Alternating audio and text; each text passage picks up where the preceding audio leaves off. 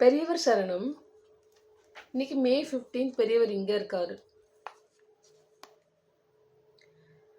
தலைப்பு புறச்சின்னங்கள். எல்லோரும் அவரவர்க்குரிய கர்மானுஷ்டானங்களை செய்ய வேண்டும். ஆசாரங்களை கடைபிடிக்க வேண்டும். விபூதி, திருமண், ருத்ராட்சம் போன்ற சின்னங்களை தரிக்க வேண்டும் என்று நான் திரும்ப திரும்ப சொல்லி வருகிறேன். வெளியில் தரிக்கும் சின்னம், வெளியில் செய்யும் சம்ஸ்காரம், அதாவது பண்படுத்துவது, இவை உள்ளுக்கும் நன்மை தருபவையே ஆகும். வெறும் வேஷம் என்று நினைத்தால் வேஷமாகவே இருக்கும். ஆத்மார்த்தமாக, அதாவது எனது ஆத்மாவின் பொருட்டு ஜீவனை பரிசுத்தம் செய்து கொள்வதற்காக இந்த சம்ஸ்காரத்தை செய்கிறேன், சின்னத்தை அணிகிறேன் என்று உணர்ந்து செய்தால் சத்தியமாகவே அது உள்ளே புகுந்து சுத்தி செய்கிறது. சுத்தினா கிளீன், சுத்தி செய்கிறது. பரம சத்தியத்தை நினைவூட்டும் சின்னங்களை தரித்து கொள்வோம்.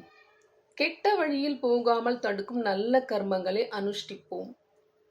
அதன் மூலம் நன்னடத்தையை பெறுவோம். சித்த சுத்தி பெறுவோம். மன அழுக்கு நீங்குதல் பெறுவோம். இந்த தெளிவின் பயனாக அனைத்துமான ஏக பரம்பொருளை தியானித்து அதை அனுபவத்தில் உணர்ந்து ஆனந்தமாக இருப்போம். பெரியவர் சரணம். தேங்க்யூ.